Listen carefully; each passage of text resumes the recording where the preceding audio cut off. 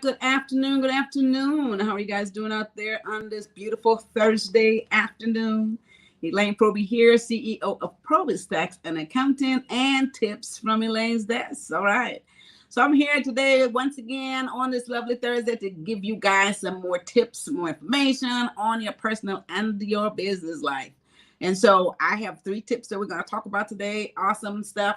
3 things I wish I knew before starting my business, or I wish I knew on the early stages of my business. And so I just want to point out these 3 things. A lot of times we don't focus on these things because, we're on all of the major stuff that we think is going to happen, right? So I want to just talk about these 3 things right here that I am going to point out for you guys today. So make some notes, hit like and share on this video. Hi, Sonia. How are you doing? Thanks for jumping on here. All right, guys, let's jump right into this. Now, when you start a business, there's a lot of financial and technical stuff and employee difficulties that may occur in the first place. But, we're always planning ahead, and we want to make sure we have a good business plan in place. We want to make sure that we have good projection in place and all the stuff that we encourage you to do before you get the business started. And this is all to be able to set you up to succeed. And if you have any problems, you can go back to the plans that you made initially and then work through the process, right? But we always know that things doesn't always quite work out the way you planned them. So here are the few things that you can expect, although you may have planned, that is going to maybe, just be a little bit more difficult. So the first point today, guys, we want to talk about is money can be tight. All right, money can be tight. Now, when you first start the business, right, then you did your planning, your projection, you already decided how much money you are going to be making. And a lot of that projection too, especially depending on what kind of business, you based it around some of the things that you already know. You base it around people you know, you base it around friends and families. And then some of us may have had a business that we started maybe at home before we go out. And if that is the case, right, you're expected maybe those people or those customers or clients to follow you. Like I started my tax business when I was at home, and I started it in the garage. When you move out on your own, now you expect that those people will follow you. So you have some built-in clientele or built-in customers. So you plan and project according to that. But when you make that move, you find out later that this does not quite work out that way. Those same people, friends or family may not be supporting you like you expect. So money gets tight.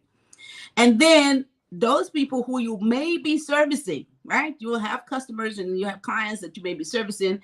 Again, there could be a situation where they're not paying as you had intended to.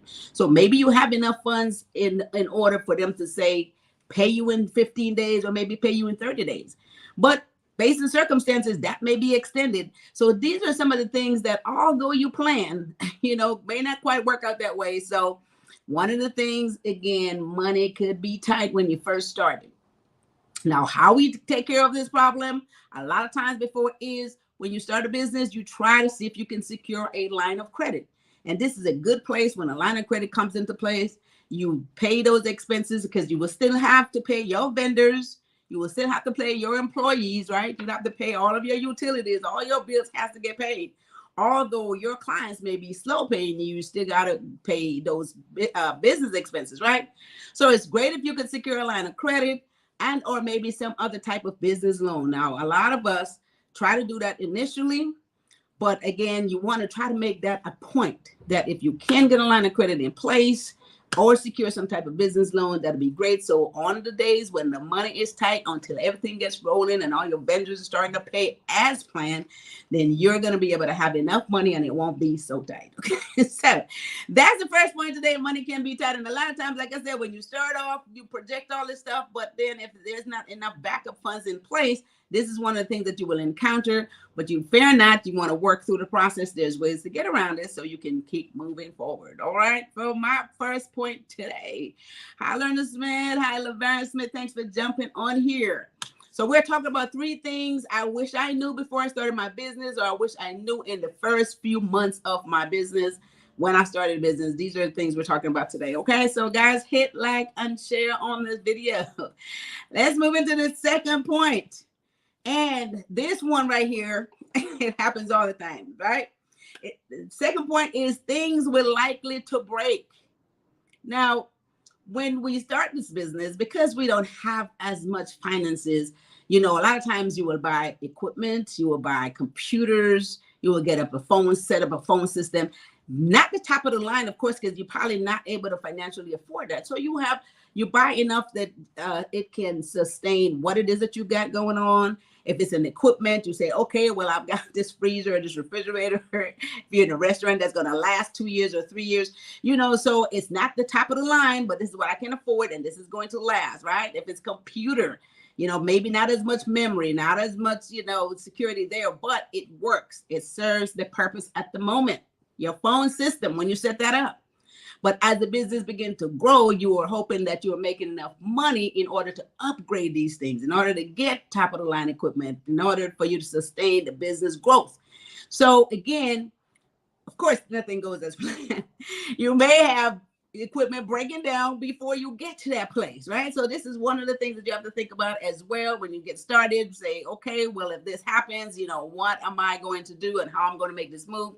Once again, if you're able to secure a line of credit, or if you're able to have some type of business loan or some other type of reserve in place in order, if this doesn't get you to that place where you wanted to get to, maybe 6 months, maybe a year before you have to upgrade your computer or upgrade your phone system or your equipment, then at least you're able to then trade out these things as you go along. And then another thing is maybe being able to develop credit with a vendor who does supply these things, and then you can also pay them in maybe 30 days, right? So your equipment might break, but you might be able to get it on credit and then replace that stuff so your business can continue to move ahead and continue to grow. All right, so that's the second point today, guys. And all right, let's move right on into our third point today. We're talking about 3 things I wish I knew before I started my business or in the first few months. And then these are things that you're not expecting. And here is a huge one. This is employee turnover can be high. You know, when you first start the business, you may have a few dedicated employees, maybe even if it's just one person that's working with you diligently, or maybe 2 people that's working with you diligently. But you know how it is, the day-to-day routine of getting everything going, right, can create a lot of pressure. So what happens is if you are not aware of how you're handling this pressure and all, you know, all of your leadership skills, you can pass this on to the employees that you're working with. You can expect too much more out of these employees. You may not even have a good operation structure in place. So you don't even have a good working culture created for these employees to want to be happily staying there and working with you. So you have to be careful how this happens. And so to avoid having a high employee turnover. So if you're not in control, and if you are not, you know, I mean, a good leadership skill is what they're looking up to you for. If you don't know how to control this, guys, employee can be walking in and out the door and you will have a high employee turnover. Not good for business, because just think about it.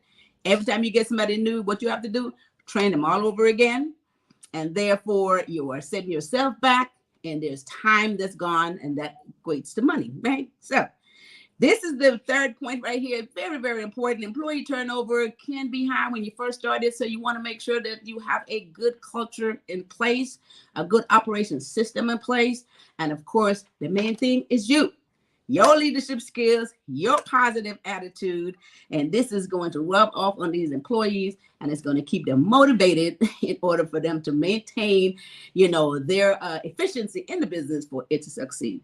Perfect. This is great. I just love this part. And I mean, every employer has a problem with employee turnover, but the ones that will stay is the ones that is enjoying their workspace. The culture got to be good, and the leadership, more than anything else, have to be amazing, right?